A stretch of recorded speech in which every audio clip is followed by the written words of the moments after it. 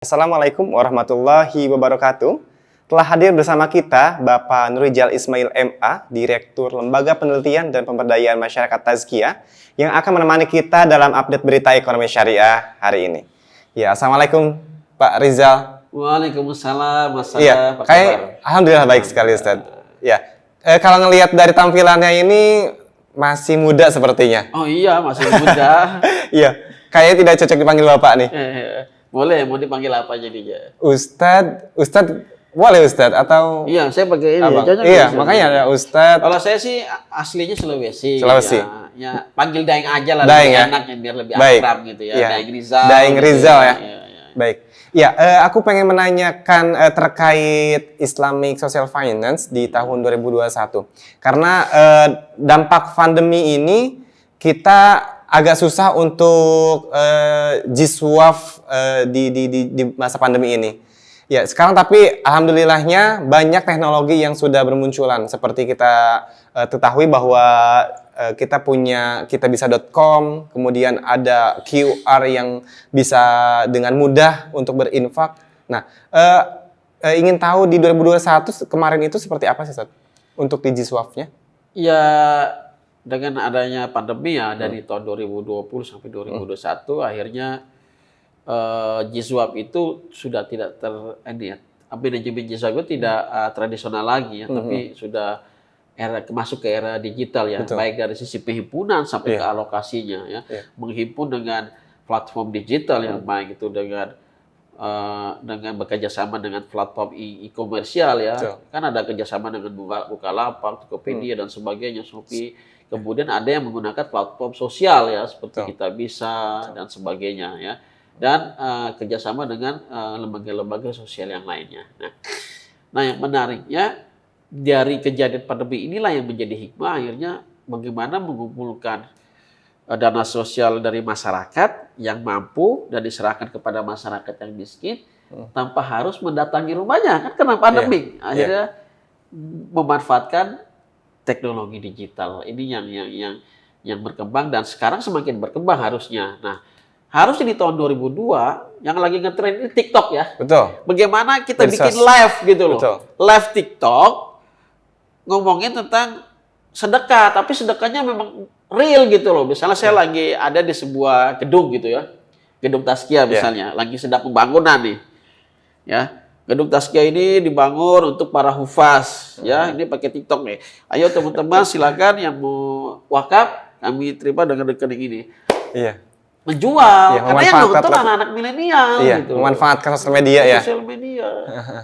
Iya, penghimpunan berarti sekarang udah mulai mudah ya, tidak harus datang secara konvensional, harus ke masjid, ke lembaga zakat, tapi bisa langsung menggunakan tadi aplikasi dan lain-lainnya ya. Cuma apakah nanti tidak berdampak negatif? Maksudnya ketika kita ingin bersedekah, apakah tidak ada ketakutan apakah nanti lembaganya mendistribusikan dengan baik atau tidak, atau ke orang yang tepat atau tidak? Apakah itu menjadi salah satu dampak? Ya kan negatifnya? ada indikatornya ya. Mereka akan melakukan pelaporan ya kepada nasabah ya. Kita bisa melihat portofolionya di websitenya mereka masing-masing dan mereka menjalankan itu tidak ya. Kalau kita ngomongin wakaf kan biasanya kalau kita lihat di platform-platform sosial dia akan memperlihatkan produk-produknya ya. Ini wakaf pembangunan masjid. Ya. Nanti orang kan nyumbang wakaf. Nanti akan ada pelaporannya.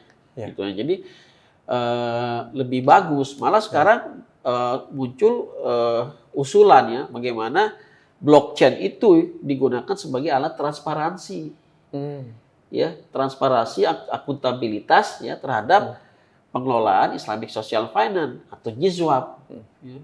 Karena ada nomor-nomornya kalau kita pakai blockchain itu ya. Ketika kita bayar kemudian dikasih nomor seri blockchain itu jelas ya, transparan dan akuntabilitas itu yang sangat penting ya. Memang ini dana masyarakat soalnya. Betul ya. Mungkin ada tips dari Daeng Rizal supaya DKM masjid ini lebih kreatif dalam menyalurkan dan menerima zakat gitu. Ya, kreatif dengan program-programnya. itu ya, untuk menarik masyarakat untuk membantu ya atau mendonasikan ya kelebihan dana atau kekayaannya ya. Kemudian juga kreatif ya, mencari masyarakat yang membutuhkannya. Jadi dua-duanya adalah kreatif dan inovasi sebenarnya. Ya, kalau sudah kreatif baru melakukan inovasi. Inovasi produk sosial kemasyarakatan. Banyak sebenarnya yang bisa kita lakukan ya terhadap masyarakat yang memang membutuhkan kita ya. Tinggal kita bagaimana kita mau melakukan inovasi dan kreativitas itu. Berarti diharapkan DKM itu memiliki kreativitas yang baik. Seperti yang karena itu Mas Ada, DKM itu harus diisi oleh anak-anak muda. Betul. Ya, jangan terlalu konvensional, masjid-masjid, ya mohon maaf deh, banyakkan pengurusnya orang-orang tua gitu loh. Perlu banyak anak-anak muda yang mengisi di DKM masjid. Betul. Karena dengan anak muda itu akan berkembang juga kreativitasnya. Dan saya pernah ke salah satu masjid yang besar juga. Biasa kan kalau di masjid itu suka ada keropak berjalan, itu sudah ada menempelkan QR. Jadi kita itu tidak harus menyalurkan uang cash, tapi bisa menggunakan aplikasi gitu, Ustaz. Iya, betul. Itu salah satu kreativitas. Satu kreativitas. Sekarang uang kita cashless semua ya. Ada di Link Aja Syariah, ada di GoPay dan sebagainya. Kadang kita di dompet tuh uangnya kosong gitu. Ya paling ada kali 5.000 atau 10.000 ya, tapi banyak kan sudah menempel di aplikasi yang ada. Dan sekarang menyinggung terkait wakaf, Ustaz. Selama ini kan kita tahu untuk wakaf itu dikenal dengan 3M. Wakaf untuk masjid, madrasah, dan makam. Dan sekarang udah mulai berkembang juga wakaf itu tidak hanya untuk 3M itu. Sekarang ada istilah wakaf produktif. Boleh dijelaskan Ustaz, wakaf produktif seperti apa, Ustaz? Ya, wakaf ya sesungguhnya memang harus produktif ya. Ya kalau nggak produktif namanya bukan wakaf ya. Berdasarkan hadis ya tentang Umar bin Khattab ketika ingin mewakafkan tanahnya di Khaybar ya kan tahan pokoknya dan kembangkan hasilnya untuk membantu orang gitu loh. Cuma harus produktif gitu loh. Nah, untuk pendidikan juga produktif di sini kan manfaat yang diterima gitu ya. Untuk makam juga produktif. Nah, namun mungkin skalanya harus lebih besar gitu ya. Nah, sebenarnya zaman Turki Utsmani contohnya udah banyak jenis-jenis wakaf gitu loh. Di zaman Turki Utsmani itu ada wakaf dapur umum. Ya. Orang-orang yang nggak mampu datang ke situ ngambil makan gratis. Ada wakaf penginapan secara gratis. Ya. Kalau zaman sekarang udah ada wakaf rumah sakit, ya, ada wakaf wakaf pertanian, kemudian ada wakaf saham malah yang sekarang ya. Banyak itu bisa kita inovasikan, kreativitaskan selama tidak menabrak ya aturan-aturan, prinsip-prinsip syariah. Udah itu saja. Karena asal dari hukum muamalah boleh.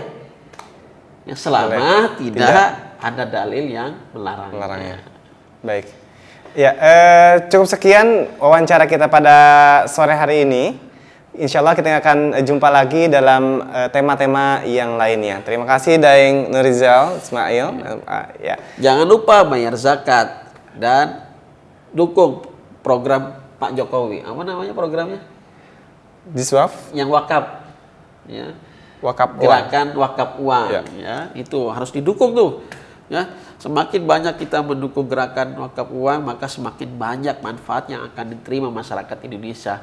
Mungkin Mas Adam nanti S2 S3-nya bisa dibeasiswakan pakai dana wakaf. Wakaf uang. Masya Allah. Ya, terima kasih. Wassalamualaikum warahmatullahi wabarakatuh.